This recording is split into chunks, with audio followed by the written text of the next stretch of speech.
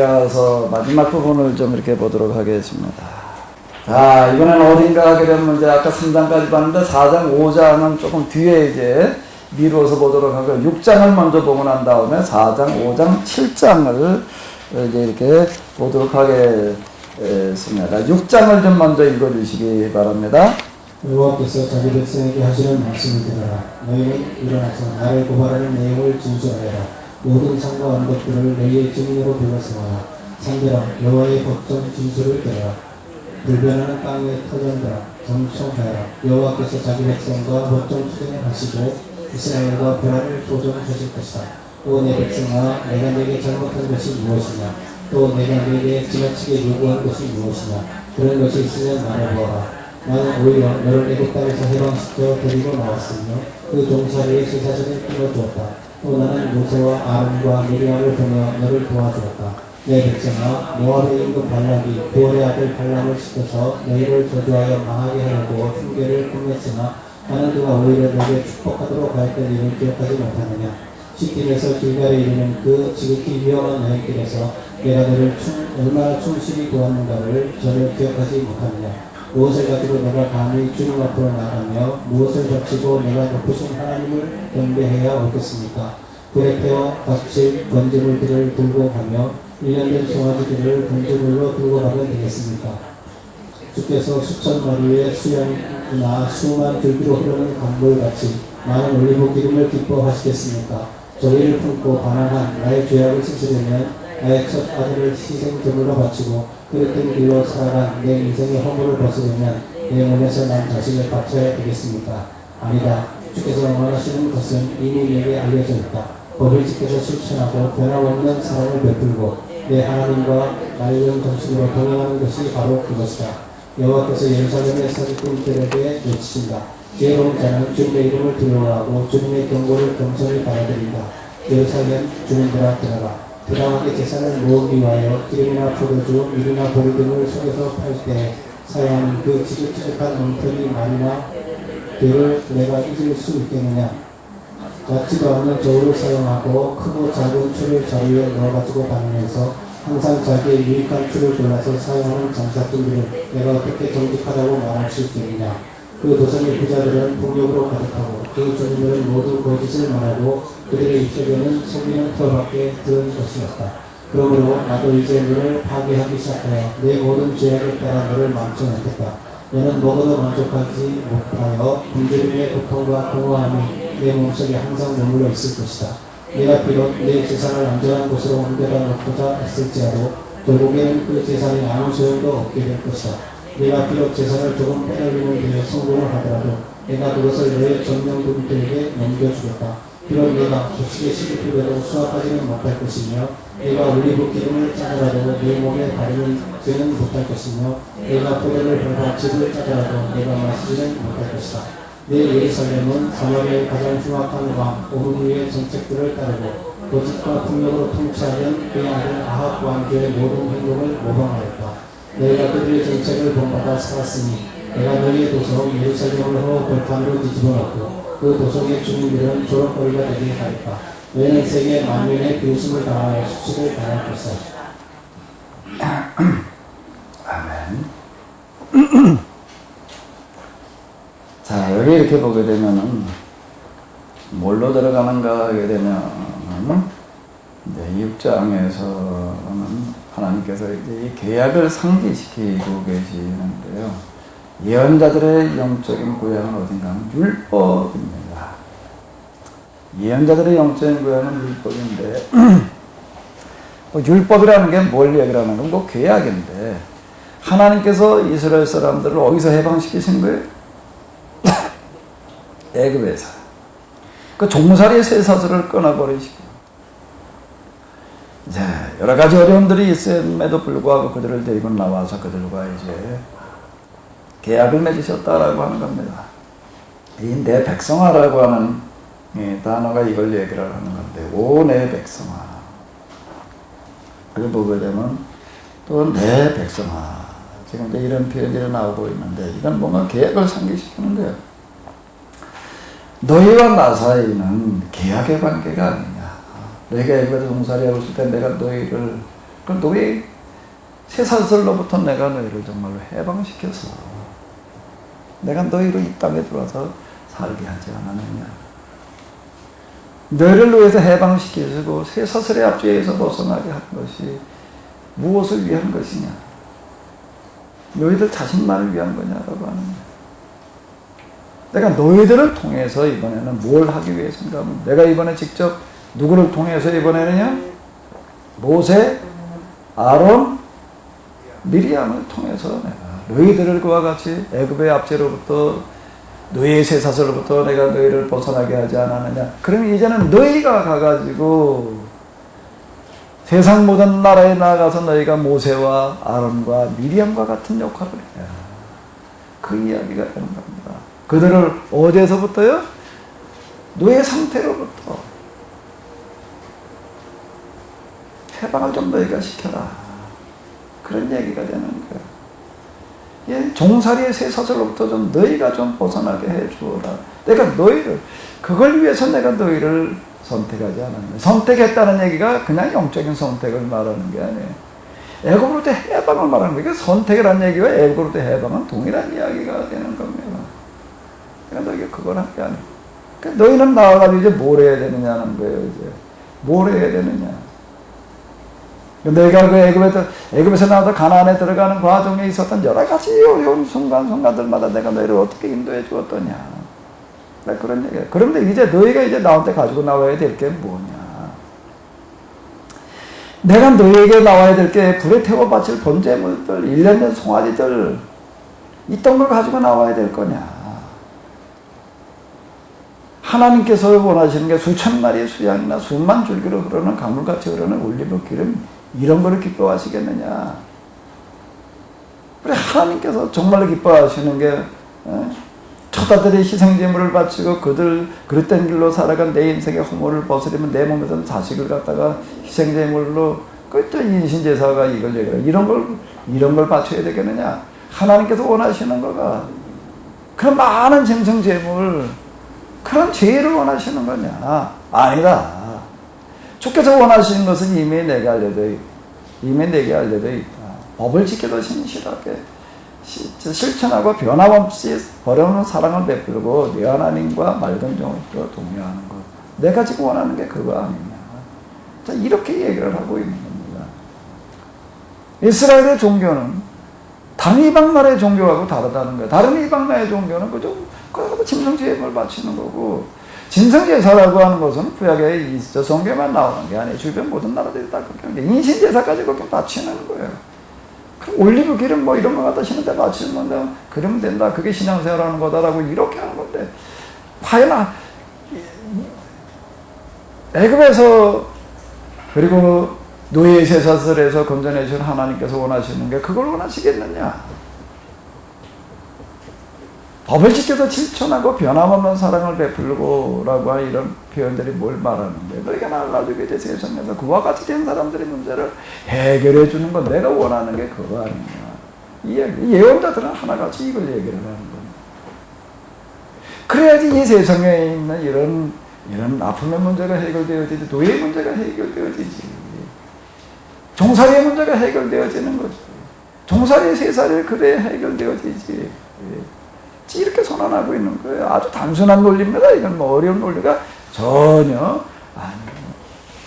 근데 너희가 지금 이걸 안 하고 있으니 이걸 어떻게 해야 되는 거예요? 너희가 가서 해결해 줘야 될 어떤 해결, 노예, 종살이의 문제를 해결해 줘야 될 그 나라들을 통해서 내가 너를 징계할 수밖에 없다. 자, 이렇게 아주 단순한 논리예요. 이건 단순한 논리. 본래 너희가 가가지고 그들을 개화시키고 정말 거룩하게 살아가도록 만들어 놨어야 될 텐데 너희가 그 역할을 안 하다 보니까 이제, 그리고 너만 잘 살려고 그러고 있다 보니 이 땅에 이 이스라엘이라는 땅, 가나안 땅, 그런 땅이 아니라 거룩한 땅이라는 겁니다. 계약의 땅이라는 거예요. 이걸 얘기를 하는 거거든요. 젖과 꿀이 흐르는 땅. 젖과 꿀이 흐르는 땅이라는 얘기가 뭐예요? 문자적으로 거기에 기름진 땅, 비옥한 땅을 말하는 건가요? 그 고척과 그런 땅이 아니라 일단 1차적으로 영적인 얘기라고. 영적인 얘기가 무슨 얘기예요? 세상에다 가장 정말 열악한 거와 같은 거 환경을 와가지고 너희가 이제 여기서 바꿔 나가야 된다는 겁니다. 이건 가나안 땅뿐만 아니라 온 세상에 놓여 있는 여러 가지 그 앞죄, 불의, 죄가 지배하는 것과 같은 현대에 가가지고 이것도 고쳐야 된다라고 하는 것들을 얘기하는 거고, 뭐 젖과 꿀이 흐르는 땅이다라고 이렇게 얘기를 하는 거고, 젖과 꿀이 따로 내가 맞고 나가야지. 근데 거기다 너희가 너희들끼리 앉아가지고 서로 너희들끼리도 서로 너희 가운데도 잘 살겠다고 그래가지고 잘 사는 자가 나오고 또 못 사는 자가 나오고 또 노예살이 하는 자가 나오니 다른 나라하고 달라진 게 뭐냐. 내 백성아 내 백성아라고 하는 것들이 이걸 얘기를 하고 있습니다. 이거를 망각하고 있는 사람들은 뭐라고 얘기를 하는가 하게 되면 예루살렘의 사기꾼이라고 이렇게 얘기를 하는 거예요.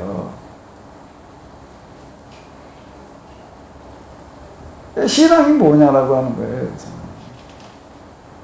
신앙이 다른 종교의 신앙하고 여호와의 종교의 신앙은 달라요.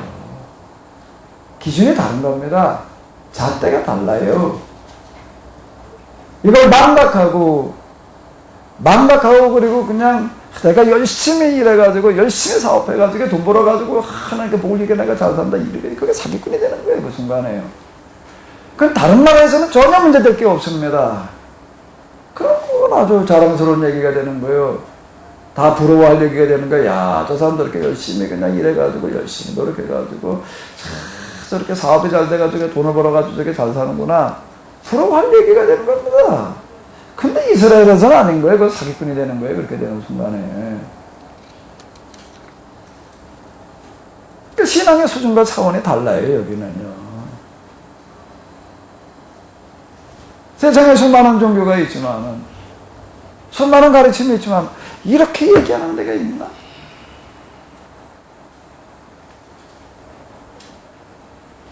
공자 뭐예요? 너 하기 싫은 걸 남한테 시키지 말라는 얘기. 그 최고의 경지입니다. 거기 최고의 경지가 그런 거예요. 육에서 가르친 최고의 경지는 그거예요. 네가 하기 싫은 걸 남한테 시키지 말아라. 그 얘기가 돼요.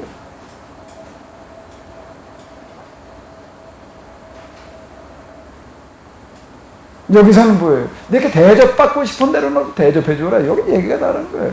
이게 율법이고 선지자라고 이렇게 얘기를 하고 있어요.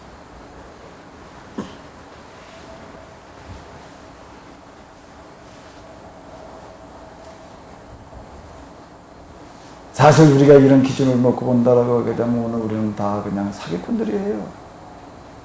정말적인 사기꾼들이라고요. 난 뭐 지금 뭐 별로 뭐 아는 것도 없고 뭐 난 뭐 맨날 그냥 뭐 이렇게 빈터들이 뭐냐고 생각하니까 난 아니겠지. 내 마음으로 뭘 원하고 있나? 뭘 꿈꾸고 있나? 뭘 바라고 있나? 똑같은 얘기예요. 여기에는요. 지금 돈이 있어서 뭐 그리고 똥똥거리고 사는 사람이나 그걸 바라다 보고 어떡하고 사는 사람이나 부러우고 열등감에 또 그냥 흔히 우리가 뭐 애들 하는 말로 어때가지고요? 쪽팔려가지고 살고 있는 거나 똑같은 얘기가 되는 겁니다. 똑같은 사기꾼이에요, 우리는요. 뭘 어떻게 해도 되죠. 그렇게 해보려고 그렇게 했던 뭐고 그러고 있게 되면 그 순간에 우리는 아무것도 아닌 거예요.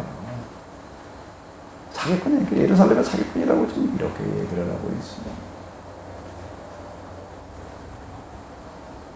부당하게 재산을 모으기 위하여, 자, 이게 사업이라는 그런 세계를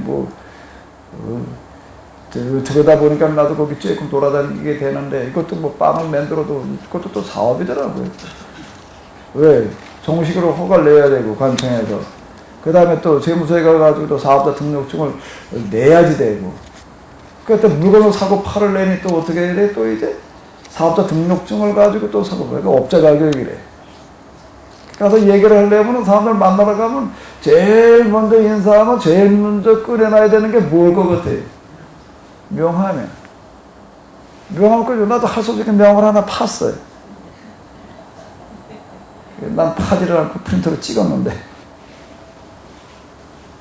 어쨌든 또 보고 돌아다녀야 돼. 그러다 보니 내가 이제 이 사람들 접하다 보니 아이고 사업하는 사람들 이런 사람들이구나. 참 불쌍한 생각이 들어요. 뭐 4,500에 살아남느라고 널 그냥 뭐 아이고 사업을 한다는 게 정말 세상에서 스트레스가 제일 많은 것 중에 하나겠다. 이게 전쟁터로구나. 뭐 여차하면 죽을 판이니 뭐 살아남기 위해서는 할 수 있는 방법들은 다 동원하는데 살아남기 위해서는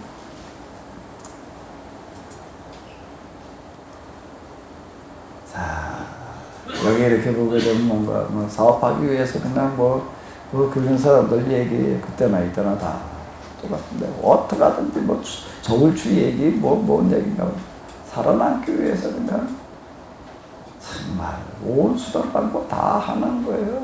무슨 접대 문화도 그렇고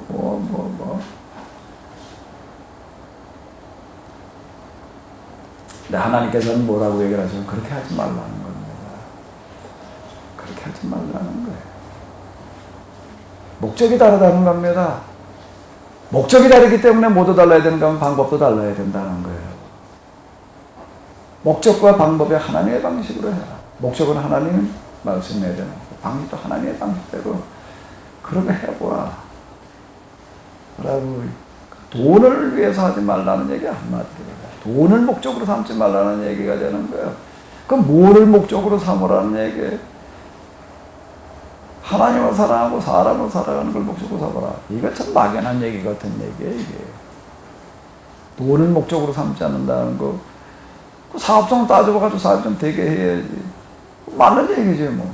그건 맞는 얘기인데 자 그런데 그 중심에 뭐가 들어가 있는가라고 하는 건 본인과 하나님만 아셔요. 겉으로는 아무리 뭐 어떻고 떠들어도 완전 딴 생각이 들어있을 수 있는 거고요. 일단 제가 이해하고 있기로는 제가 알고 있기로는 또 지금 제가 어쨌든 하려고 하는 방식은 뭔가 하면 뭐 자, 돈을 쫓아가지 않는 거예요. 돈을 먼저 염려두고 돈을 따라가려고 그러지 않는 거예요. 나 지금 빵 만드는 것도 야 이거 만들면 뭐 돈이 되겠다 이거 하기 시작하는 거 절대 안 해요. 빵이라고 하는 사람들이 그냥 빵 과자 뭐 다 입에 아주 애들을수록 빵 과자 입에 달고 살잖아. 근데 이게 아주 건강을 해치는 주범이니 이걸 어떻게 좀 고쳐봐야지. 어떻게 좀 해결법을 찾아야지. 먹지 말라는 거나 가지고는 답이 아니고. 그러다가 여기까지 이렇게 온 거고. 그러다 여기까지 온 거지. 빵을 뭘 교수를 가지고 어떻게 만들면 뭐가 어떻게 이러고 출발을 하는 게 아닙니다. 뭔가 질병의 문제를 좀 어떻게 해결해보자. 여기부터 출발을 하는 거예요. 여기부터 출발을 하는 거예요. 그러니까 하나님 방식으로 한번 해보자. 무슨 방식으로 해보자고요? 될 수 있으면 난 정부 지원 뭐 어쩌고 저쩌고나 안 받고 해보자.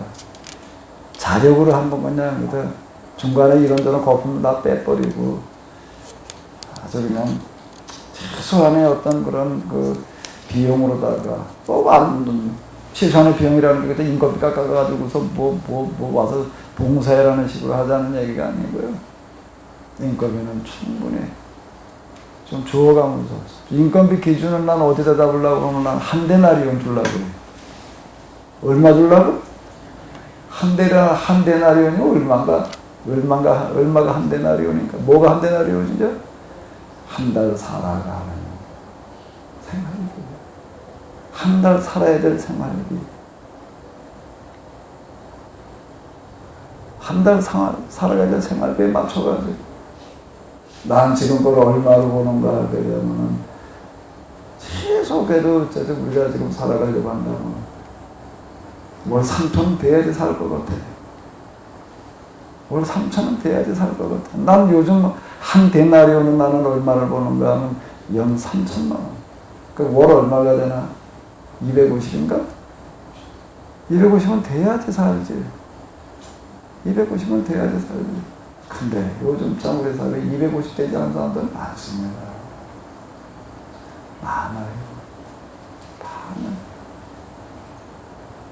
처음부터 이렇게 다 맞춰줄 수는 없고 지금도 뭐 그냥 여기까지 오는 것도 지금 뭐 그냥 내가 할 수 있는 게 뭐냐고 그거 가지고 여기까지 이렇게 왔는데 내가 조금 기반이 잡히는데 뭐부터 실천하고 들어가려고는 한 데나리온부터 실천하자.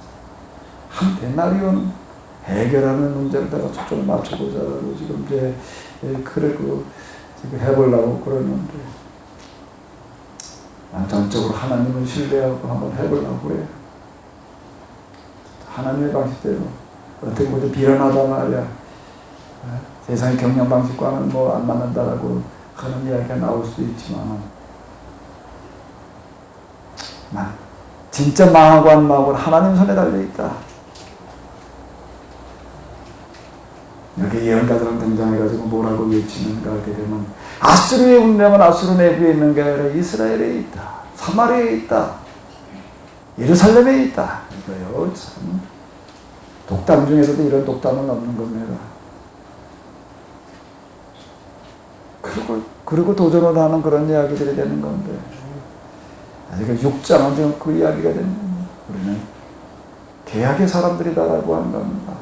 세상이 하는 방식대로 해가지고 된 노릇이 아니에요. 세상이 하는 방식보다 훨씬 더 뛰어난 방식.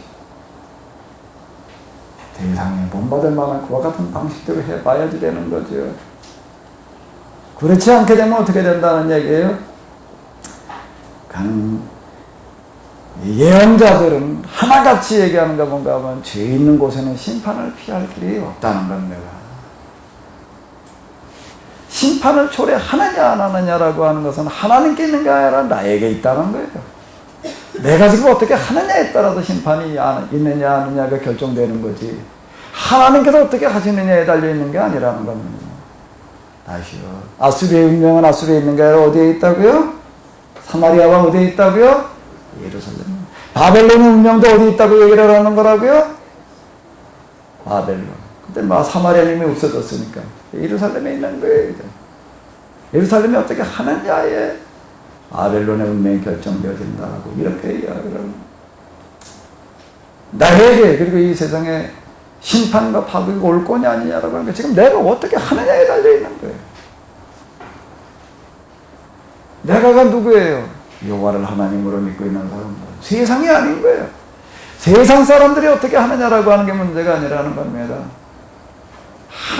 여호와를 하나님으로 믿고 있는 사람들이 어떻게 하느냐에 따라서 세상의 운명이 결정되어진다라고 하는 거예요. 그러니까 무서운 선언이에요, 이거는요. 무서운 선언이에요.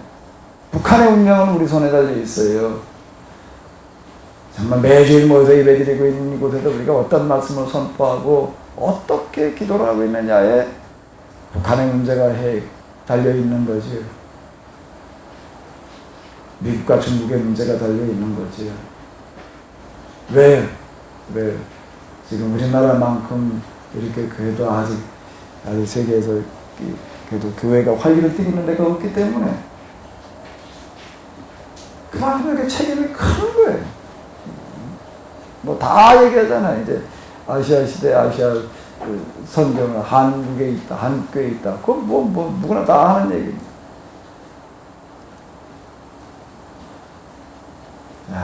이제 우리가 해야 될 일이 바로 이와 같다. 계약을 맺은 사람들이다.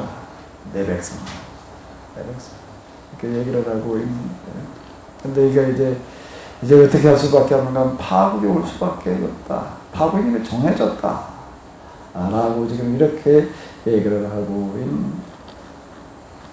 그럼 이제 심판과 창당을 선언하는 거는 이제 여기까지고요. 그 다음에 이제 회복을 선언을 합니다. 회복을 선언하는 이야기가 4장, 5장, 7장에 나오고 있는데, 이제 6장은 좀 먼저 봤습니다. 먼저 좀 4장을 읽도록 하겠습니다. 이건 4장뿐만 아니라 3장 마지막 부분에 조금 나오고 이제 그러고 했는데, 자, 먼저 우리가 4장을 보시도록 하겠습니다. 그러나 언제나 마지막 날에 이르면 그때에는 여호와의 성전이 서있는 시온산이 세계 모든 산들 중에서 가장 유명한 산이 되고 온 세계 만민이 그곳을 숭배할 것이다. 그때 많은 민족들이 서로 말할 것이다. 자, 우리가 주님의 산으로 올라가 이스라엘 하나님의 성전으로 들어가자.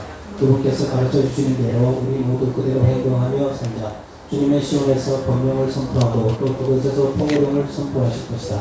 주님이 모든 민족 사이에서 분쟁을 조정하시고 멀어진 강대국들에게 판결을 내리신다. 그때에는 세계 만국이 자기들의 무기를 녹여 평화의 농기구를 만들고 자기들의 모든 군사 비용을 복지사회 건설에 투자할 것이다. 민족들이 더 이상 서로 싸우지 않을 것이다.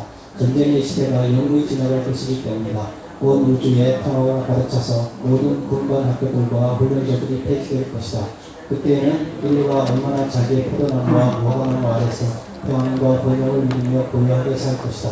두려워하고 무서워할 일이 전혀 없을 것이기 때문이다. 이것은 주께서 직접 약속하신 말씀이다. 그러므로 우리 주변의 다른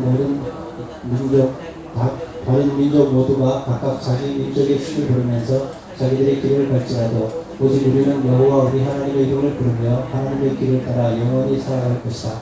여호와께서 말씀하셨다. 그날이 오면 내가 내린 형벌로 쫓겨나서 병들고 절뚝거리는 내 백성을 내가 고국으로 모아놓겠다. 내가 그 절뚝거리는 백성을 그들의 고강에서 다시 강하게 키워 새로운 후손이 되게 하고 병들고 약한 그들을 강한 민족으로 만들겠다. 여호와께서 친히 시온산에서 그들의 왕이 되셔서 지금부터 영원히 다스리실 것이다. 오 시온성 예루살렘아, 하나님의 백성을 지키는 왕대야, 내 나라와 통치권이 옛날처럼 똑같이 내게로 다시 돌아올 것이다. 그런데 지금 시온아, 왜 내가 그토록 통곡을 하느냐? 왕이 내게서 사라졌느냐? 내 참모들이 몰살을 당하면서 내가 해산하는 유림에게 진통이 덮친 것과 같으냐? 오 딸 시온의 주민들아, 해산하는 열처럼 몸부림을 치고 신음을 하여라. 이제는 내가 그 도성에서 나와 황후 벌판에서 살 수밖에 없기 때문이다. 너는 바벨론의 유인지로 끌려갈 것이다. 그러나 주님이 거기서 너를 내 원수들의 손아귀에서 구출하여 해방시켜 주실 것이다. 그러나 지금은 많은 민족들이 너를 치러 모여들어서 너를 멸망시키려고 날뛰며 내 피를 불고 있다. 그러나 그들은 여호와의 계획을 깨닫지 못하며 그분의 전략을 간파하지 못한다. 여호와께서 그들을 타작마당의 곡식단처럼 이곳에 모아놓으신 것이다. 오 딸 시온아, 일어나서 타작을 하여라.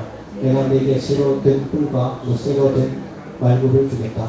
그러면 내가 여러 민족들을 깨뜨려 죽이고 그들의 증오를 온 세계에 죽게 하실 것이다. 네, 4장 회복을 선언하는데 이 회복은 어떤 회복인가 하게 되면 그러나 언젠가 마지막 날이 이르면 그때에는 여기 보세요. 그때에는 이게 지금 계속 나오는 반복된다는 건 뭐예요? 그때에는. 그 다음에 또 어디 있나? 또 여기도 그때에는. 자, 이 계속 이제 그 이런 단어가 이제 반복되고 있습니다.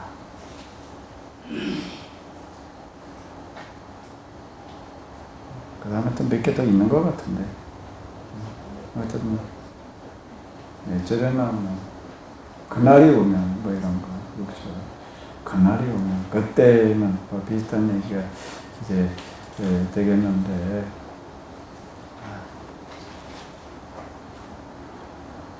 자, 지금 여기 얘기하고 있는 이 회복을 얘기하는 그때, 마지막 날 그때라고 하는 언제 뭘 말하는 거죠? 비극을 얘기하는 겁니다. 무슨 비극이야? 파국 이후의 회복을 말하고 있기 때문에. 파국 이후의 회복을 얘기하고 있기 때문에. 이스라엘 역사에서 본다라고 하게 되면 다시금 아수르에 바벨론에 망해가지고 또 전쟁터가 돼가지고 끌려갔다가 돌아와가지고서 쭉 고생을 하면서 재건하는 에스라 느헤미야 우리가 거기까지 이렇게 보게 될 텐데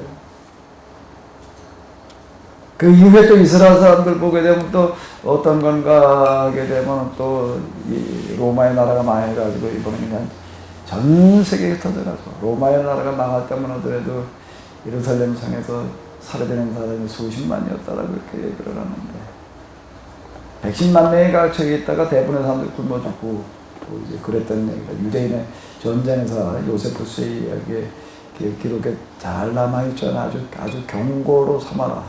요세프를 통해서 아주 내가 상세하게 기록해 놓으셨어.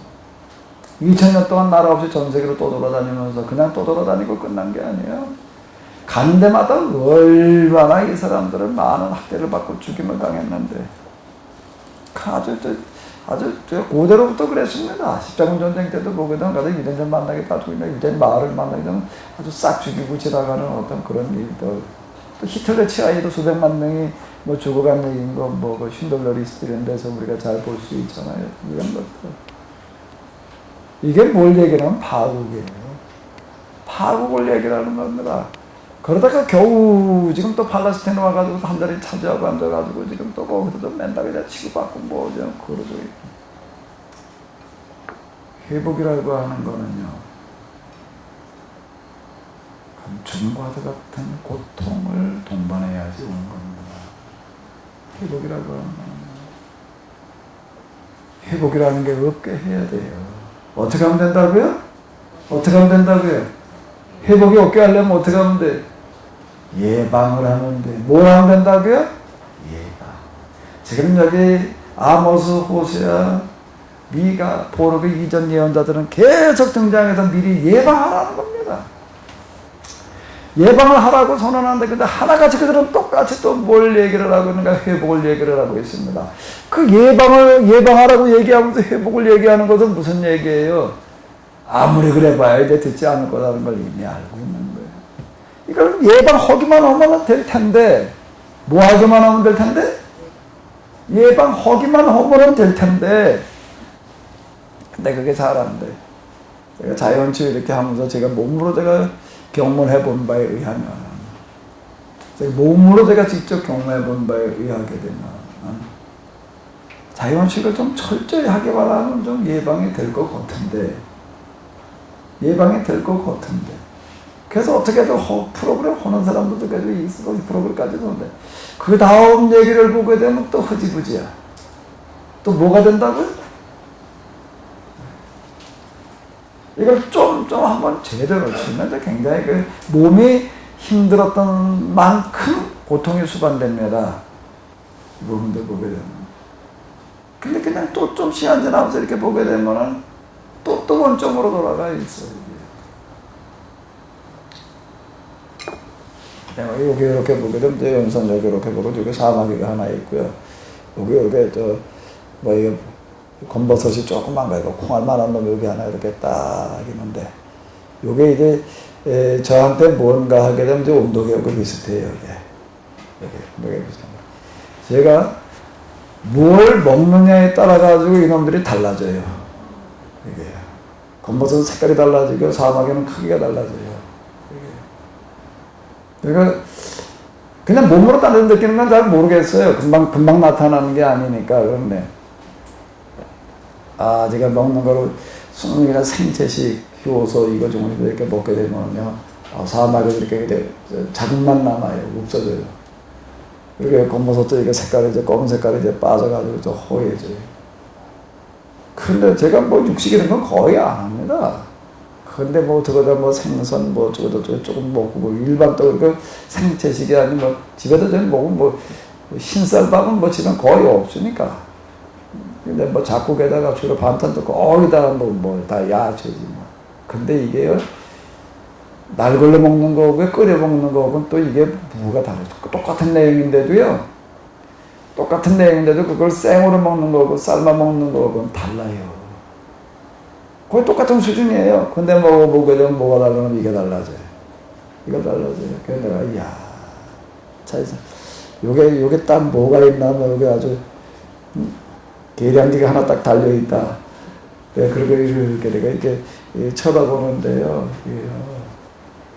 이제 요즘 여름 7, 8월 달은 뭐, 너무 더워가지고 안 되겠다 그래가지고, 생태식 좀 쉬자 그래가지고, 쉰다고 집에서라도 좀 해주면 좋은데 또 뭐 어쩌고 또 마침 손을 다쳤어.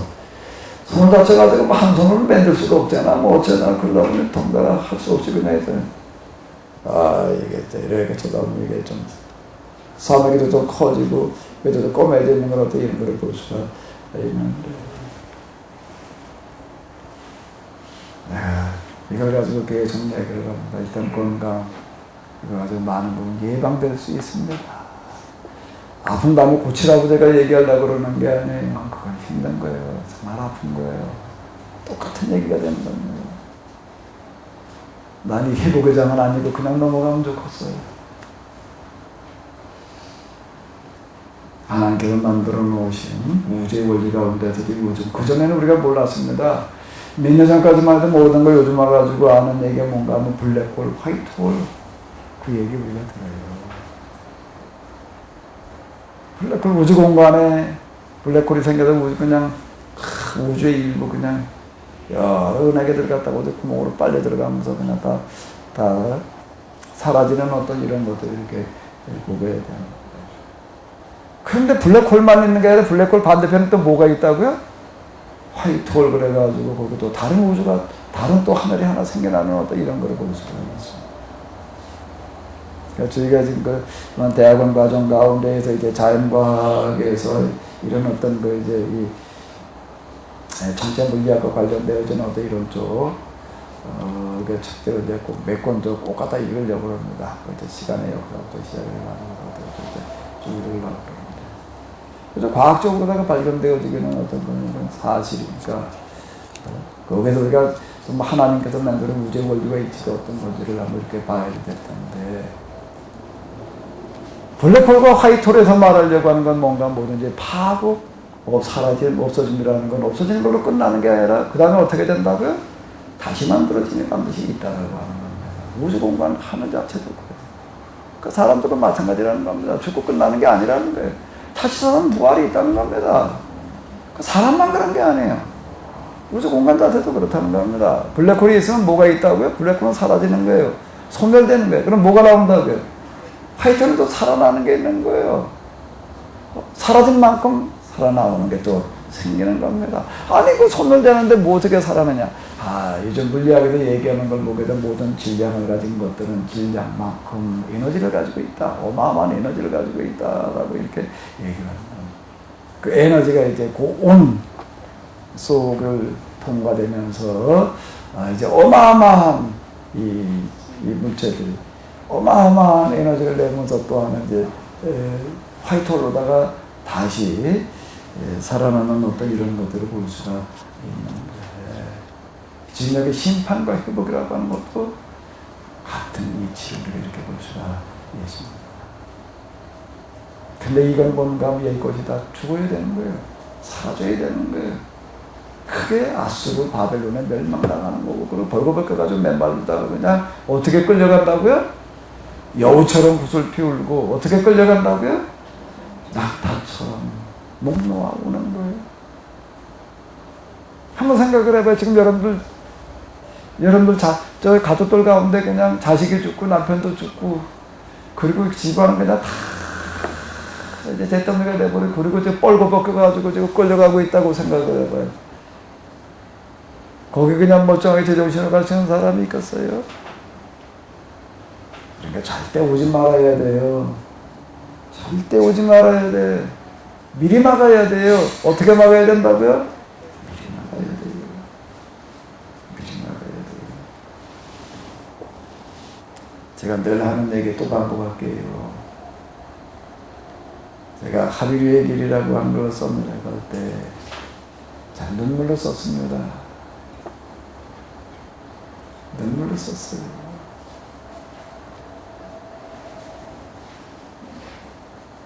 하루 종일 쓰는 동안 눈물이 나. 그 눈물도 하루 종일 흘리고 나니까 나중에 머리가 아프더라고요. 무슨 눈물이었는가 하게 되면은 무슨 눈물이었는가 하게 되면 그걸 한답 써 내려가는 어떤 이런 것들이 저한테는 이렇게 느껴졌어요. 자, 하나님께서 오늘 우리 한국교회뿐만 아니라 이 나라에 보내시는 마지막 경고가 이 생각이 너무 강하게 들어가서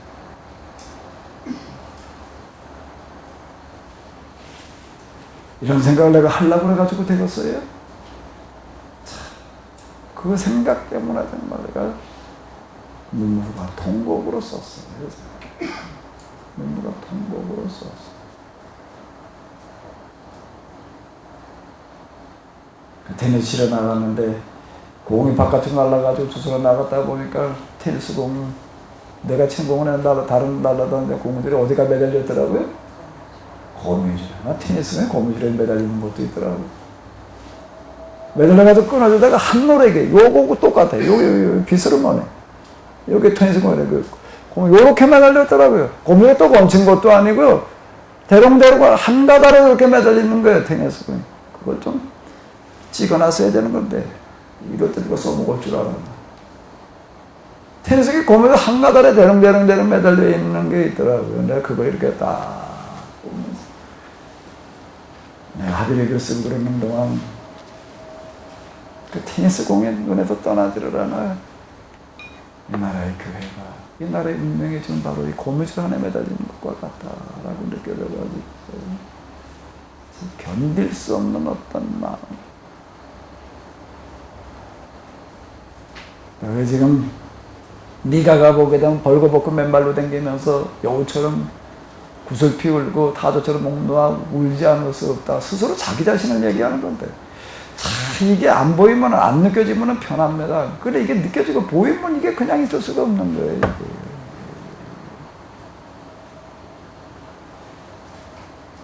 어떤 분한테 저 부산 쪽에서 이 책을 읽고 올라온 사람인데 와가지고 하는 얘기가 뭐라고 그래요. 도대체 어떤 사람이 이게 책을 이렇게 쓸 수가 있는가. 그러고 보려고 왔노라고 그렇게 얘기하는 사람이 있더라고요. 왜요? 정말 내가 눈물 같은 곡으로 썼습니다. 동시에 또 그리고 이 고무줄 안에 도런도런 매달리는 건 뭐냐 그러니까 동시에 또 그냥 가슴에 묘지대로 와닿는 게 뭔가 하게 되면 무슨 뭐 명량이라고 하는 영화가 그렇게 뭘 바람 노래인데 명량 울돌목 내가 20대 초에 남중에 일기 좀 몇 번 읽었었거든요. 그게 20대 초 운대적 얘기인데 그게 그렇게 떠오르면서 그 울돌목이라고 하는 데가 그렇게 또 그냥 내 가슴 속으로 파고 들어가고 제가 그 책을 쓰는 동안 울돌목 2번 갔다 왔어요.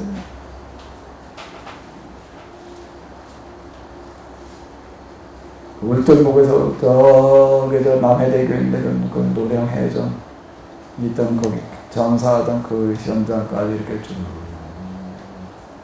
다녀보면서 겉으로 내가 소리 내서는 아니지만 통복하면서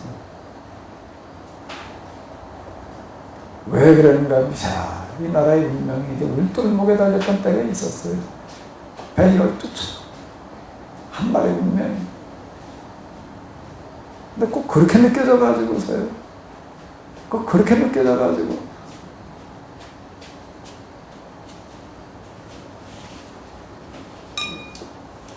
난 이 땅에 회복이 있기를 바라지 않아요. 회복이 얼마나 비참한 얘기인데 블랙홀을 거쳐가지고 화이트홀로 나와야 될 판인데 블랙홀이 뭘 말하는 건데 단어가 없어지는 걸 말하는 건데 그렇게 되고 그 다음에 화이트홀로 거듭나자고?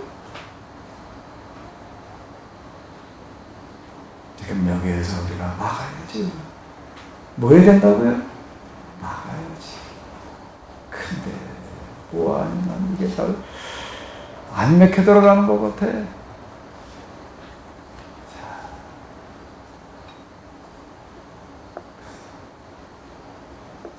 어쨌든 전 지금도 똑같은 마음. 하나님께서 우리에게 보내주는 마지막 경고. 마지막 경고.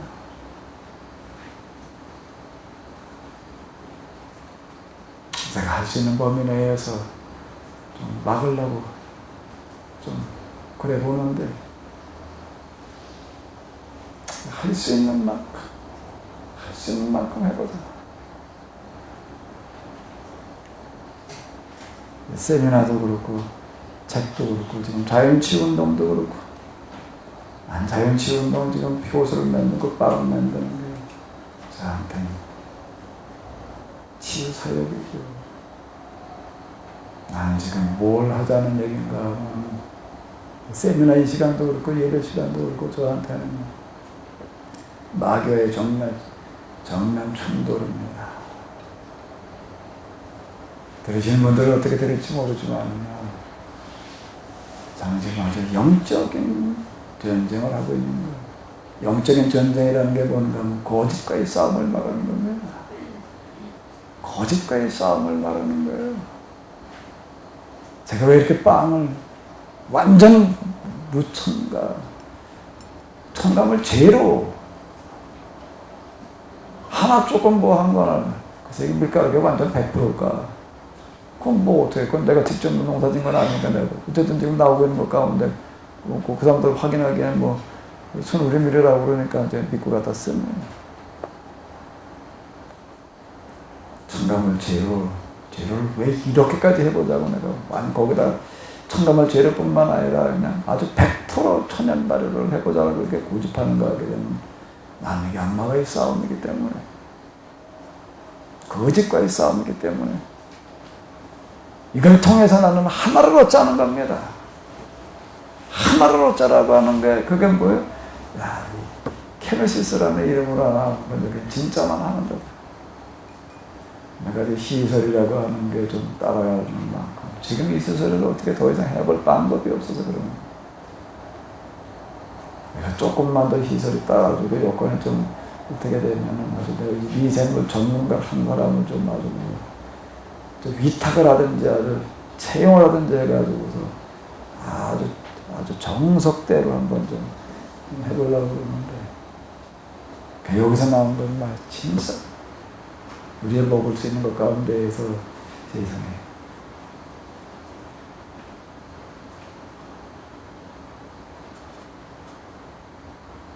돈이 아닌 진짜를 고집하는 데가 있다. 난 이거 하나 얻어놓으려고 그러는 거예요. 그거보다 더 귀한 건 없다. 이건 뭐기 때문에? 악마와의 전쟁이기 때문에. 악마는 뭐라고요? 거짓의 얘기. 여기 사기꾼이라는 게 뭐예요? 다 거짓말쟁이들이라는 얘기거든요. 사실 오늘 우리 사회 곳곳에 거짓을 스며들지 않은 데가 어디가 있나?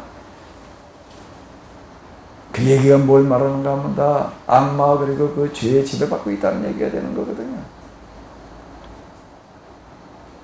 내 백성아, 내 백성. 너희들만은 좀 진실해야 되지 않나? 하나님의 또 다른 이름이 뭐라고요? 진실. 악마의 또 다른 이름은 뭐라고요? 거짓. 거짓. 5장으로 넘어가도록 하겠습니다.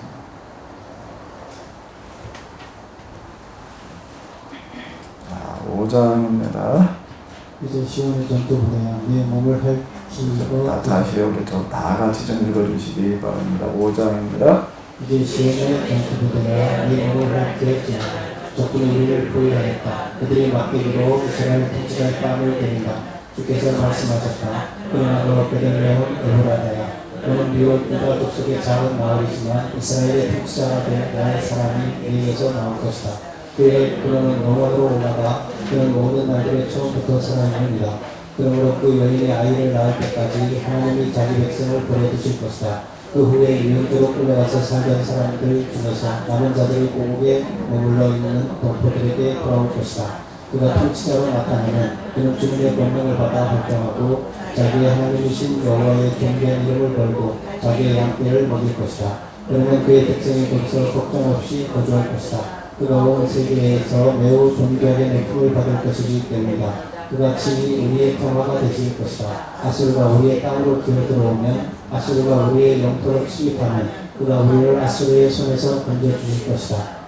아수르가 우리 땅으로 들어오면 아수르가 우리의 지방으로 들어서면 우리가 그들을 막기 위하여 목자 7과 지도자 8을 세울 것이다. 그들은 칼을 빼들고 아수르를 통치하며 분노를 번쩍이며 니므롯 땅을 지배할 것이다. 그때에는 야곱의 남은 자들이 세계 만면들 속에서 여호와께서 이루시는 이슬과 같이 되고 초목 위에 뿌리는 담비와 같이 될 것이다. 그들은 인간들에게 기대를 두지 않으며 사람의 자식들을 기다리지 않을 것이다. 그때는 야곱의 남은 자가 세계 만민들 중에서 사자와 같고 세계 만민들은 그 앞에서 어쩔 줄 모르는 양떼와 같을 것이다. 이 사자가 한번 나가서 덮쳐 잡으면 들짐승이나 집짐승이나 갈갈이 찢기니 어느 누구도 구출해내지 못할 것이다. 여호와여 주님의 모든 원수들이 멸절을 당하도록 주님의 대적들을 향하여 손을 높이 올리소서. 여호와께서 말씀하셨다. 그때에는 내 군마들을 내가 모조리 죽이고 내 천사들을 부숴버리겠다. 또 내가 네 땅의 성벽들을 무너뜨리며 네 나라의 요새를 파괴하겠다. 또 내가 내 손에서 마술을 근절시켜 내 땅에서 전쟁이가 더 이상 활동을 하지 못하도록 하겠다. 또 내가 내 모든 우상들을 없애버려서 내 손으로 깎고 새긴 우상들 앞에서 내가 다시는 엎드려 절하지 못하도록 하겠다. 그런 다음에 내가 내게서 내 아세라 목상을 멸절시키고 내 성읍들을 멸망시키겠다. 내 말씀을 거절하고 순종하지 않은 세계 만민들에게 내가 분노와 원한으로 굴복하겠다. 자, 여기 이렇게 보게 되면 저희 파악과 회복을 같이 뒤섞여서 설명이 되어지고 있는데, 우리가 4장 금방 읽었던 여기 이렇게 보게 되면 시온산, 시오니즘이라고 하는 게 있습니다. 시온산은 세계 모든 산들 중에서 가장 유명한 산이 되고, 시온산이 세계 모든 산들 중에도 가장 유명한 산이 되고, 온 세상의 만민이 그곳을 숭배할 것이다. 그때는 많은 민족들이 서로 말할 것이다. 자, 우리가 주님의 산으로 올라가 이스라엘하는 성벽으로 들어가자. 이렇게 이제 시온이즘 이렇게 얘기를 하는데, 그래가지고 지금 뭐 요한계시록 뭐 이런 거 해석하는 사람들은 다 이게 어떻게 해석을 하는가 이렇게 되면 이제 예루살렘에 이제 세 번째 성전이 세워지리라. 첫 번째 성전은 이제 다윗 솔로몬이 세웠던 거고, 두 번째 성전은 학개스갈의 동료에 의해서 세워졌다가 이제 이 헤롯에 의해서 이제 증축되어졌다. 그리고 두 번째 제2성전 이렇게 얘기를 하고, 그러다가 로마인들에게 이제 멸망당했습니다. 그래서 이번에 또 성전이 세워지면 몇 번째 성전이 되는 거예요? 세 번째, 제3성전 이렇게 얘기를 합니다. 제2성전은 제2성전이 파괴되어진 지 한 60여 년, 한 70여 년 만에, 60, 70년 만에 세워졌던 거고요. 바벨론으로 잡혀갔다가 다시 돌아와가지고 세우는 거니까. 이제 제3성전에 세워진다면 이제 몇 년 만에 세워지는 거예요, 이제? 2000여 년 만에 세워지고, 이제 70년을 망했어요. 2000년 만에 세워진다. 그 이스라엘 사람들은 아주 이것을 이겨도 지금 아주 그냥, 사실 절치부심하고 있습니다. 지금 뭐 돈들도 어마어마하게 많이 낳고 그러고 한데, 거기서 이게 성전이 이제 같이 그 자리에 있어놔가지고서 이제 그 자리다가 본래 다윗이 지었던 그 자리다 갖다가 세워질 텐데, 거기다 갖다 지으니까 그 회개 성전이 자리를 잡고 있어놔가지고서 이제 이게 쉬운 문제가 아니어서 지금 못 짓고 있다. 근데 이제 이게 뭐 어떻게 해도 해결돼서 지어지기만 하면은 지금 종말이 온다고 이제 이렇게 이제 얘기들을 이제 합니다. 그래가지고 뭐 어느 책에 이렇게 보니까는 이제 고고학자들이 동원돼가지고서 그 예루살렘 성전 있던 자리 들어갔다가 주르르 이렇게 발굴을 해보니까 지금 그동안에 생각하고 있던 것과 위치가 조금 다르대요. 위치가 조금 다른 게 뭔가 하면 회개 성전하고 맞닿아 있긴 하지만은 겹쳐 있지는 않아가지고 그 옆에 이렇게 비껴가지고서 이제 솔로몬 성전을 재건할 수 있다라고 뭐 이렇게 뭐 다시 뭐 확인이 되어졌대나 뭐 이래가지고 이제 거기다가 이제 회교인들하고 마찰 빚지 않고 이제 지을 수가 있다 뭐 이래가지고 이제 지을 때가 이제 임박했대. 임박해가지고 이제 이게 지어지기만 하면 무슨 종말에 뭐 어떤 거라고 뭐 이시 대통령이 등장한 것과 더불어가지고 뭐 어떻다고 이제 이렇게들 또 해석을 해 나가고 있는데.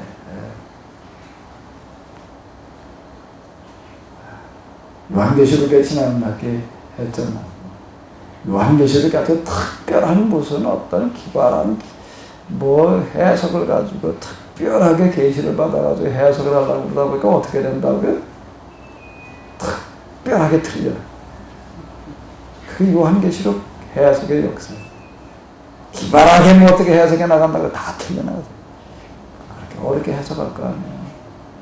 단순한 여기서 예언자들이 선언하고 있는 시오니즘 여기가 시온산 예루살렘 여기가 온 세계 중심이 된다는 얘기가 뭘 말하는 거예요? 문자대로 얘기를 하면 지금 예루살렘 거기고 저 복잡거리는데 거기고 회교하고 그냥 저 유대교하고 또 기독교까지 거기에 또 겹치게 들어가가지고 서로 여기가 성지라고 그리고 지금 우기고 있는 그런 거기가 시온이죠. 예루살렘 거기가 세계 중심이 될 거다. 시오니즘이라고 하는 건 언제 나오는 건가 하게 되면은 바벨론 포로로 전후해가지고 파국이 있고 난 다음에 회복을 말할 때 시오니즘을 얘기를 하는 겁니다. 이 시온해짐은 뭘 말하는가 하면 그 장소를 용도해도 거기다가 성전이 세워지고 거기에서 무슨 뭐 종말에 무슨 사역이 뭐가 어떻게 진행돼야 된다라고 하는 진짜 이렇게 끌고 나가야 될 얘기가 시온해짐이라고 하는 거 예언자들이 말하려고 하면 율법 정신이 있습니다. 율법 정신이 있는 거예요. 그게 어떻게 된다는 거예요? 실현되어진다는 겁니다. 그 율법 정신을 상징하는 것이 뭐였는가 하면 율법서에 우리가 주로 이스라엘 역사를 따라와 보게 되면 모르다가 율법 정신을 상징하는 것이 만들어지는 게 뭐죠? 성막. 그 성막을 가지고 그게 율법이 말하려고 하는 거가 거기 다 들어가 있어요. 그 이스라엘 사람들 데리고 모세는 어떻게 하는가 하게 되면은 성막을 중심으로 12지파를 놔놓고 40년 동안 교육을 시키는 겁니다. 즉 바꿔 얘기를 하면 성막이라고 하는 거가 뭐예요? 교육, 교제, 이거. 이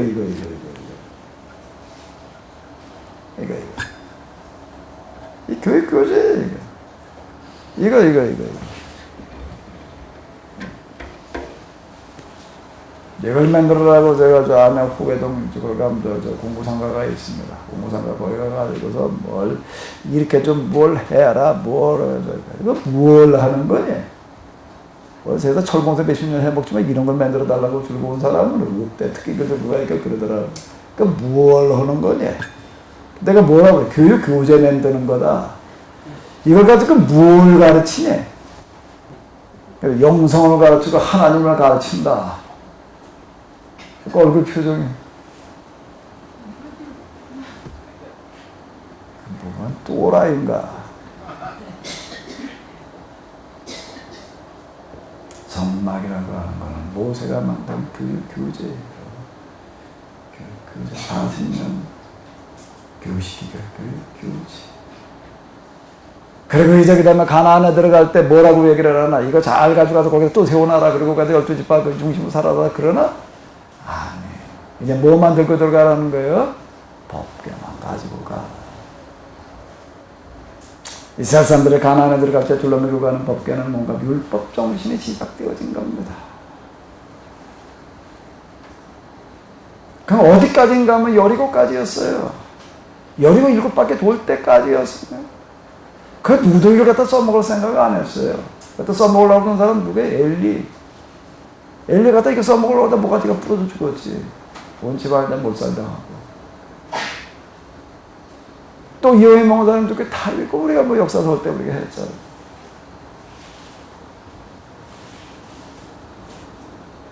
이제 귀환 이후에 회복을 얘기할 때 얘기하는 시온이즘 예루살렘은 뭘 얘기를 하려고 하는가? 그 장소 예루살렘보다 이건 누구들 아주 거기에 특별하게 거기에 뭐 성전을 잡고 왔다 이렇게 얘기를 하게 되면 하나님께서 이제 또 오셔서 자리 잡으실 때가 예루살렘이다. 거기도 제3성전이 세워지게 되면 이제 뭐 지구의 종말이 뭐 어떻게 된다라는 식으로 끌고 들어가 버리게 되면 이게 또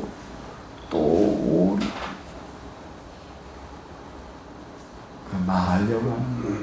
이건 지금 모아 같은가 하면 성막, 오색에 만들었던 그리고 법과 같은 거예요. 그러니까 율법 정신이 뭐가 되는가 하면 세계 중심에 들어가는 겁니다. 예루살렘의 사람들이 다 가자, 어디로 가자? 주님의 산으로 올라가 이스라엘 하나님의 성전으로 들어가자라고 이런 얘기가 그러니까 이게 이 성전이 세워지게 되면 종말이 온다고 자꾸 이제 이렇게 얘기를 하는 거예요. 이스라엘 사람들이 돌아와가지고서 예루살렘에 갔다 이 성전을 만들어 놨대. 온 세상 사람들이 거기 경배하러 거기 몰려왔나? 제2성전 시대? 기간적으로 제2성전 시대라고 그럽니다. 아닌 거예요. 아닌 거예요. 뭐 어느 나라가 거기 이스라엘 성전에 거기 예배드리러 올라온 나라가 어디 있어요? 어디 있어요? 없었어요. 그럼 뭐가 어떻게 된 거예요? 그 사람들이 돌아와서 만들어 놓는 그 정신. 에스라 느헤미야 대단히 중요한 사람들인데 이 사람들에게 기초를 놓는 것으로 말미암아 시작되어지는 이 유대교. 이거가 여기서 뭐가 재건되어지는가 하면 히브라이즘이라고 하는 게 재건되어져 가지고 그 알렉산더에 가지고 이게 중동이 다 헬라화 될 때에도 그건 건재한 거예요. 그래서 이제 헬레니즘과 더불어 가지고 그 이후에 헬레니즘 재질해 가지고 온 세상을 지배하는 것 같은 문화가 되어져 가는 거예요. 다 이게 뭘 말하는 거예요? 자, 우리가 어디로 올라가자? 주님의 산으로 올라가. 이스라엘 하나님의 성전으로 들어가자는 얘기가 되는 거지. 자꾸 이게 장소가 되는 겁니다. 옛날 다윗이 세웠던 성전 터. 하나님을 겨우 그런 하나님입니까? 아주 기본적인 상식에 해당되는 그런 얘기들입니다. 근데 이거는 그렇게 뭘 공부를 해서 성경 연구해서 무슨 박사가 됐다라고 얘기를 해도 다 똑같은 수준들이야, 이런 거에서는요. 다 정신 나간 얘기들이에요. 정신 나간 얘기들이에요.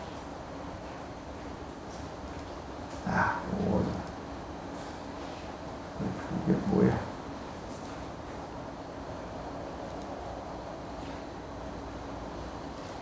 보자.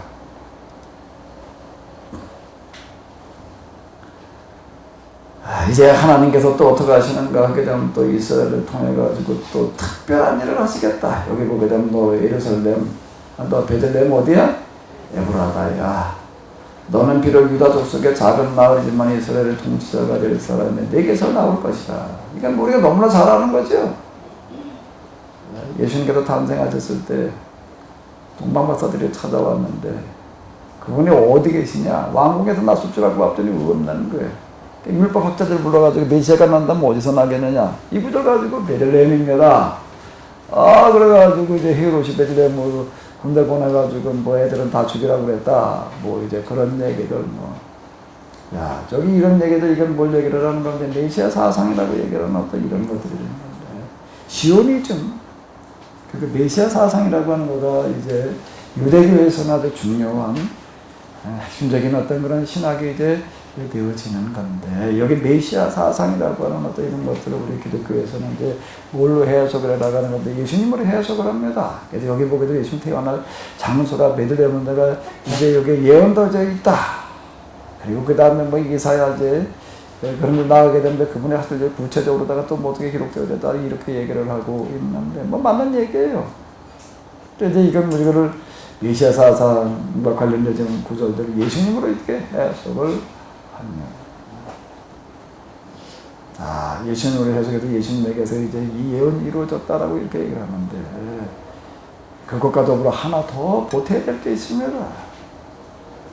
그렇게 해석해 나가는 메시아 사상, 유대인의 메시아 사상과 우리의 메시아 사상은 이제 달라요. 우리의 메시아 사상은 이제 예수님에게서 이루어졌다라고 이렇게 보는 거고요. 유대인의 메시아 사상은 아직도 메시아가 안 왔고 이제 언젠가 또 그걸 보내가지고도 뭘 어떻게 하리라 초장적인 메시아를 아직도 기다리고 있는 어떤 그런 식인데. 자, 이 메시아 사상을 통해서 예언자들이 선하고 있는 메시아 사상이라고 하는 어떤 이런 것들이 우리 예수님이 오시리라고 하는 어떤 이런 거 예수님 통해서 그게 성취되리라고 얘기하는 것과 더불어가지고 하나가 더가 뭐라고요? 여호와를 하나님, 예수님을 그리스도 믿는 사람들을 통해서 어떤 일이 일어나리라고요? 온 세상이 뒤바뀌고 이 세상 속에 하나님 나라가 임하는 역사 이래로 시작되어졌던 역사의 염원이라는 게 있습니다.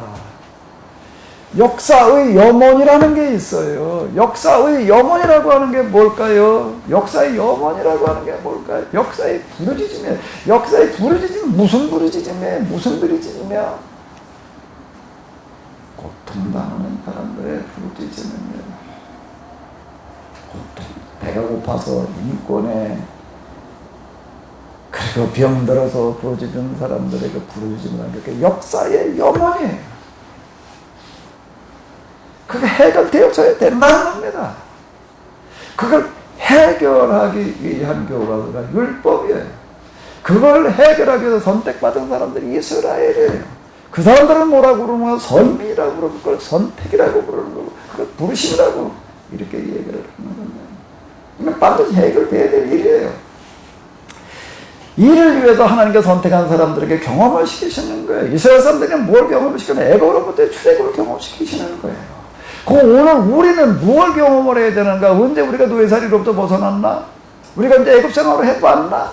근데 이제는 이거는 뭔가 하게 되면 그 애굽이라고 하는 거가 바벨론이라고 하는 거가 이제 우리에게 뭘로 다가오는가 하면 누구나가 경험하는 하나의 영적 경험으로 다가옵니다.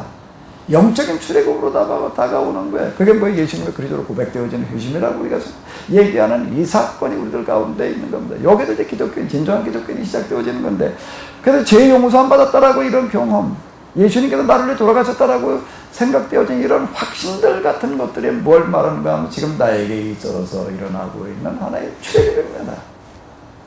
야, 예수님께서 나를 위해서 십자가에 돌아가셨구나. 십자가에서 나를 위해 돌아가심으로 말미암아 내가 이렇게 죄의 용서를 받고 이제 구원을 얻는구나. 이 고백은 굉장히 중요한 겁니다. 이제 이걸로 말미암아 뭐가 시작되어지기 때문에 제2의 이스라엘, 제2의 선택이라고 하는 거가 시작되어지기 때문에, 그러면 동시에 이제 그분의 당부가 또 들려오는 겁니다. 내가 너를 위해서 이렇게 죽었으니 너는 이제 어떻게 달라는 거예요? 어떻게 달라는 거예요? 나를 위해서 대신 죽어다오. 내가 너를 위해서 죽었으니, 구약에서는 내가 너를 이렇게 해방시켰으니 너희도 나가서 내 대신 해방시켜다오.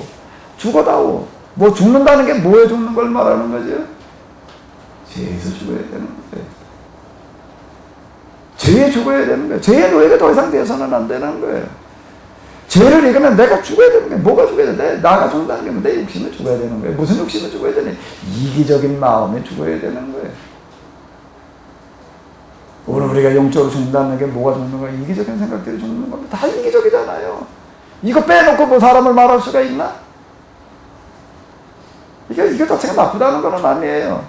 사람 타고나 있는 다 본성이라고 하는 어떤 이런 건데, 근데 이것만 가지고 하려고 해서 인류의 역사의 염원이라고 하는 건 해결될 길이 없는 거예요. 이제 우리는 또 한 번 부름받은 사람들이 무엇을 위해서요? 역사의 염원을 실현하기. 이제 그래 뭘 해야 되는가? 이제 우리가 출애굽을 경험해야 되는 게 죽어야 되는 거예요. 죽어도 다시 살아야 되는 거예요.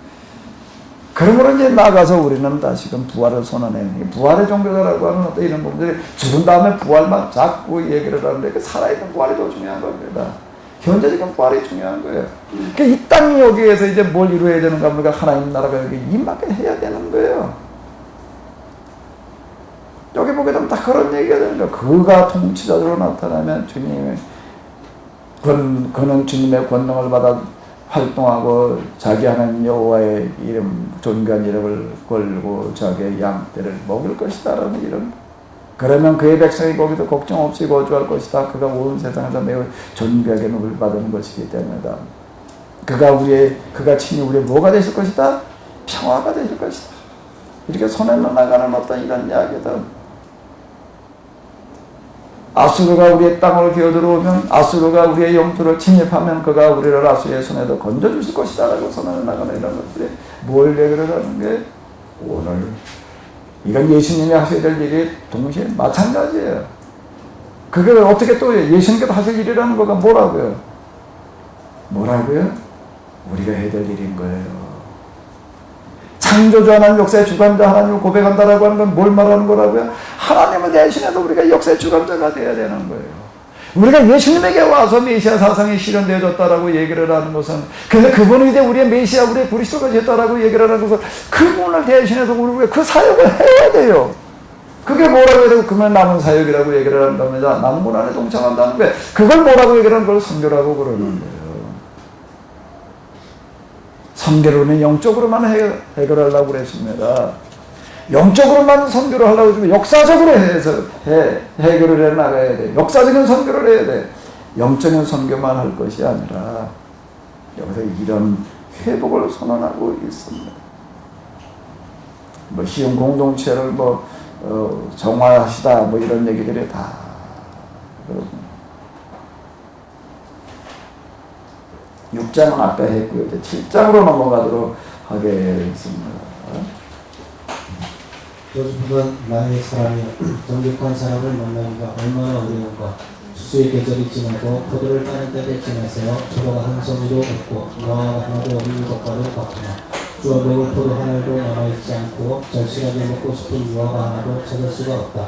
진실한 사람이 세상에서 사라졌고 사람들 중에 정직한 사람이 하나도 없다. 모두가 피를 흘리려고 전복한 민수들이다.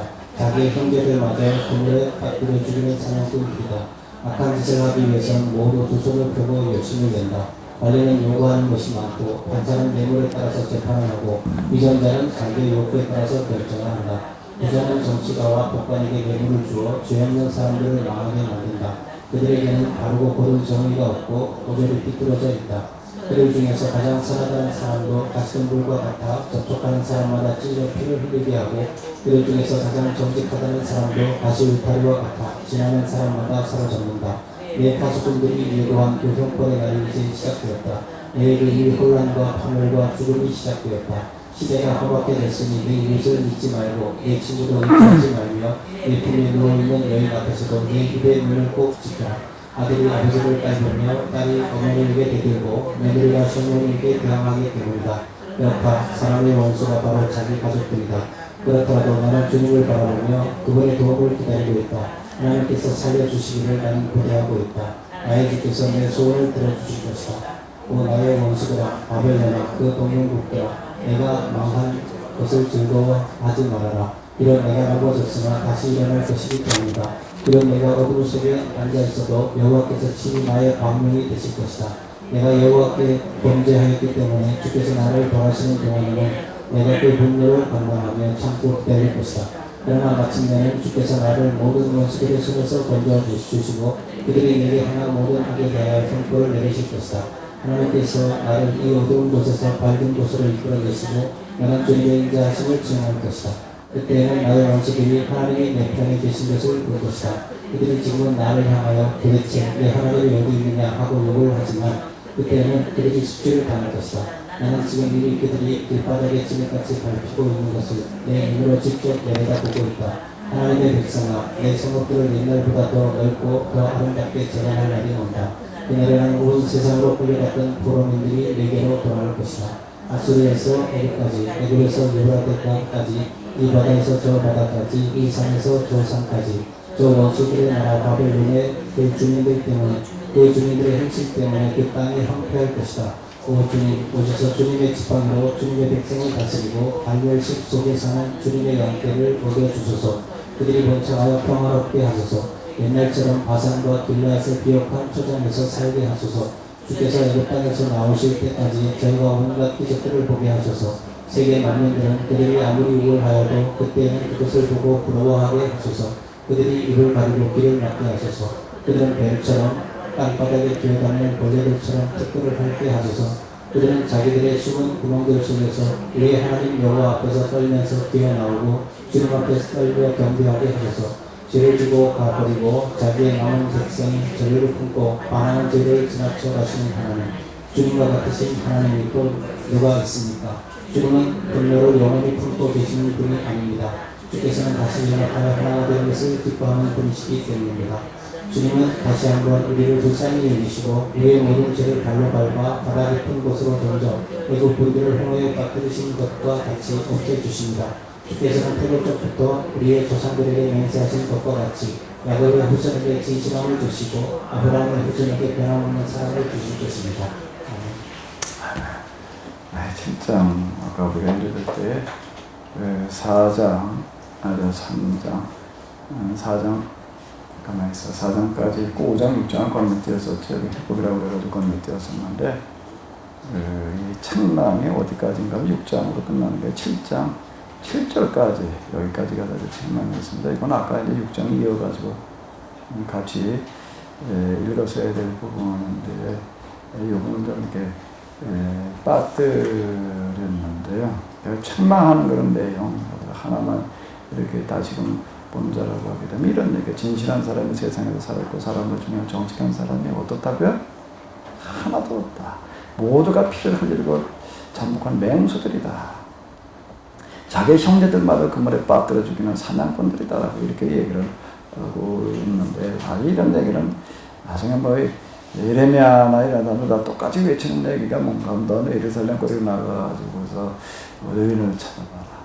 의인을 단 한 사람이라도 만나기만 한다면 내가 그를 봐서 예루살렘 내가 용서하겠다라고 이제 이렇게 얘기를 하고 있는데 다 이런 탄식이에요. 진실한 사람의 세상에서 팔아줬고 사람들 중에는 정직한 사람이 어떻다고요? 다시 한번 읽어보시겠습니다. 이스라엘 사람이 세상에서 살아줬고 사람들 중에는 정직한 사람이. 그래서 미가를 누구라고 부른다고요? 이스라엘의 양. 그런데 앞에 그 창나의 말씀에 같이 덧붙여서 봤어야 되었던 그런 얘기가 되겠습니다. 이 가설을 이렇게 보게 되면은 창만과 회복이 이제 고찰되어서 이렇게 나와가지고서요. 그걸 좀 해석해 나갈 때 이렇게 좀 분리를 해가지고 창나의 말씀 쭉 이어가지고도 보고 이렇게 해야지 조금 일목요연하게 정리가 될 것 같아요. 창망 나왔다, 회복 나왔다, 창망 나왔다, 회복 나왔다. 그러니까 이게 자꾸 이제 혼동이 되는데. 또 이제 다 회복을 선언했다가 또다시 책망이 나오니까 이제 그렇거든요. 이제 이건 무슨 얘기가 되는가 하거든. 미가가 활동했던 시간은 몇십 년에 해당되어집니다. 몇십 년에 해당되어지는데 그게 했던 이야기들은 여기 나와요. 요것만 있는 거야. 몇십 년 동안 설교 활동을 했으니까. 그러니까 미가의 설교집이라고 얘기를 할 수가 있는데 이제 그러고 난 다음에 그 중에서 이제 좀 이렇게 어떤 일부는 미가 자신이 또는 이제 그 제자들이 이렇게 이제 모아놓은 어떤 이런 것들이라고 이렇게 보여지기 때문에 나타나는 어떤 그런 현상이에요. 이건 처음부터 미가가 그냥 이렇게 딱 그냥 아주 앉아가지고서 치밀하게 짜가지고서 쭉 전개해 나가는 어떤 그런 게 아니다라고 하는 겁니다. 그런 이유 때문에 우리가 이제 내려가면서 그거 좀 감안하면서 이제 읽어야 되는데요. 자, 이게 이제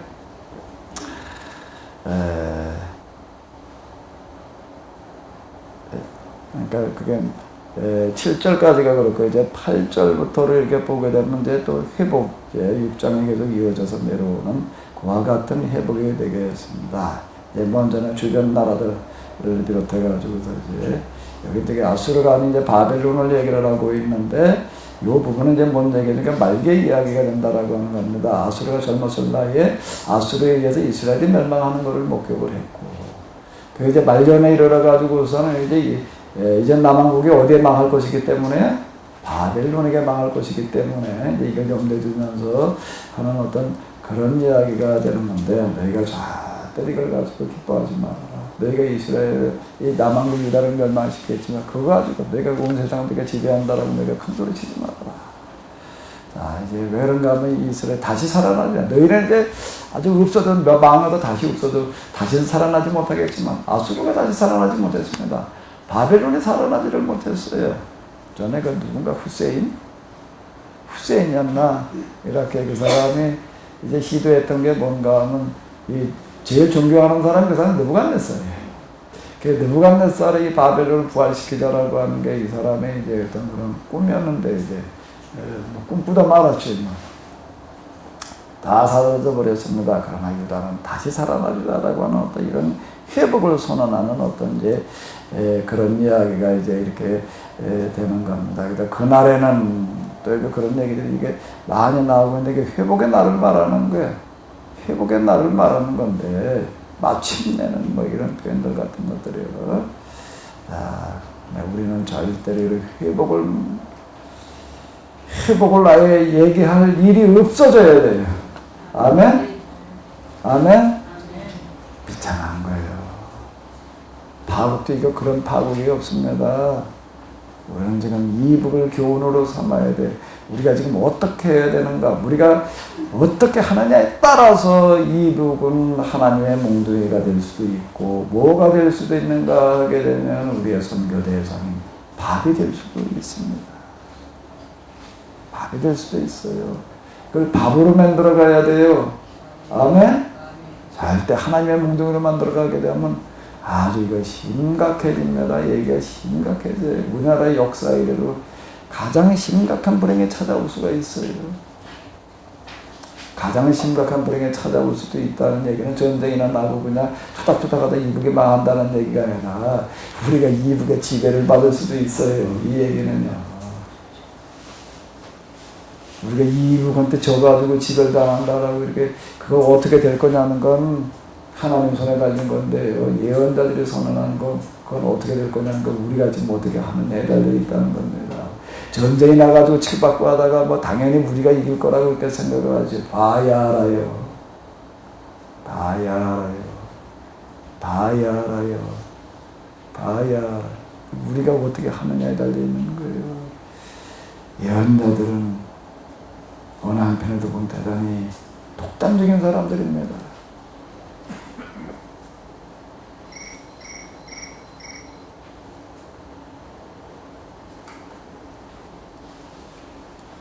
마지막으로 이건 에레미야의 염원이, 미가의 염원이에요.